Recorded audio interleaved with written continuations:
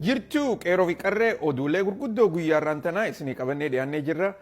Guutuu viidiyoo kanaa daawwadhaa, walii dabarsaa, yaada keessanis itti barreessaa. Dura irratti pirezidantiin Ameerikaanaa Doonaald Tiraamp Joordanii fi Ijipti sodaachisaa jira. Kunis yoo gartee ajaja kiyya fudhatanii ummata Palestaan san bikka ittiin goone ani gargaarsa Ameerikaan isaanii gootu irraa dhaabuu niin danda'a jee dubbatee jira. Kunis eega gartee King of Jordan guyyaa irraan tanaa White House dhufee akkasitti President Trumpiin sababa kanarratti gartee marii godhuudhaaf affeeramee jira jedhaniiti miidiyaaleen adda addaa ibsaa jiran. Manneen seeraa biyya Ameerikaa kan federaalaa ajajoota Doonaald Tiraamp dabarsaa jiru kan gartee executive order jedhamee beekamu san amma akka duraa dhaabuu jiranitti oduuleen adda addaa ibsaa jirti. Kunis kan gartee waan Doonaald Tiraamp gargaarsa ummataa godhu irraa xiqqeessuudhaaf fedhii qabu jedhee executive orderii katti mallatteessan amma ajajni gartee manni seeraa akka jirutti yeroodhaaf wanni kun dhaabbachuu qaba hamma gartee adda baafannuu jedhaniiti injekshina godhanii jedhaniiti odeessaa jiran. Gama kaaniin Raashaan akka jettutti nuutii fi Ameerikaan sababa gartee niikulara taana hedduu tolchuurra yoo gatteenyee wajji haasoinee meeshaa lolaa tana gad xiqqeessine irra gaariidha jedhaniiti gaaffii dhiyeessaa jiran. Kunis eega gartee Ameerikaan niikular tiriitii Raashaa hojii qabdu keessaa baate booda Raashaan meeshaa waraanaa akka malee oomishachaa jiraachuu isiidha oduuleen adda addaa ni dabarsiti. Garuu yeroon ammaan tanaa tuni tan durirraa adda jedhaniiti warreen keessa beeku irraa dubbachaa jiran. Kan karaa Raashaatiin ammallee akka isaan fedhii qaban yoo taatu Ameerikaan ammoo meeshaa waraanaa tan Raashaa caaltu haareetti gartee tolfachuudhaaf yaada qabdii waan jedhamuutu himamaa jira.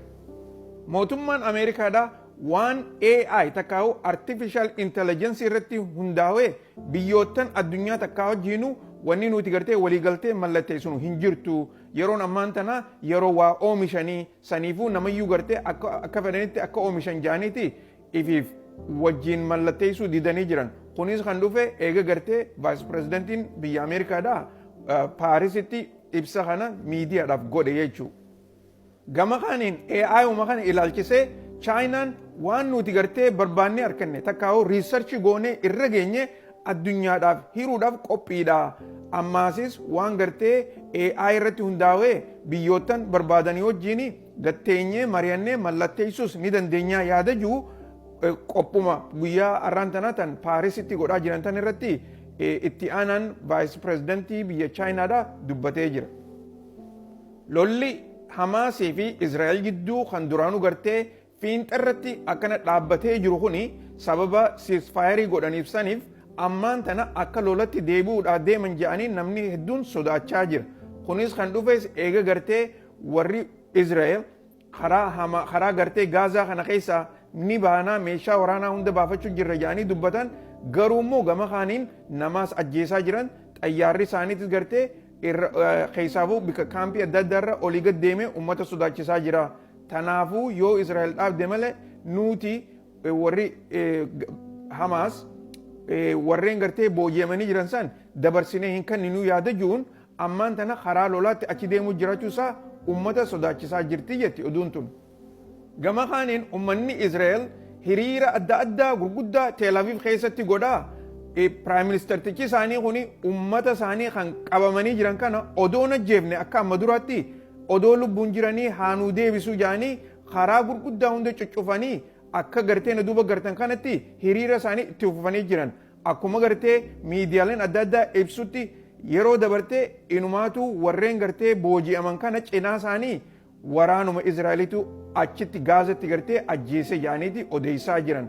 Kana qofa odoo hin taane Prime Ministertichi lola Gaazaa kana gartee dhaabuudhaaf fedhinnaa takkallee akka hin qabne yeroo ammaan tanaa garuu immoo dhiibbaan karaa Doonaald Tiraampiin irra taatee akka lolli kun gartee dhaabbatuuf. Dhumarratti pirezidaantiin Saawuf Suudaan Saalva Kiir vaayis pirezidaantii isaatii fi akkasumas intelligence chiefii hojiirraa ari'ee jira jetti oduun tun. Jarreen kunis jara eega gartee lola dhaabanii waliigaltee godhan booda karaa vaayis pirezidaantitti nama sadii godhuunsaa ni yaadatama.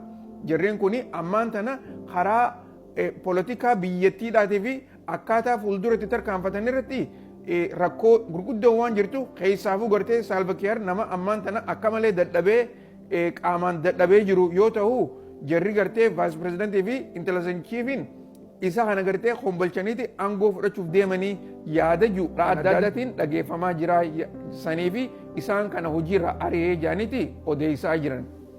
Oduun teenya tanarraan tana fakkaatti oduu biraatiin hamma walitti deebinu nagaan jiraadha.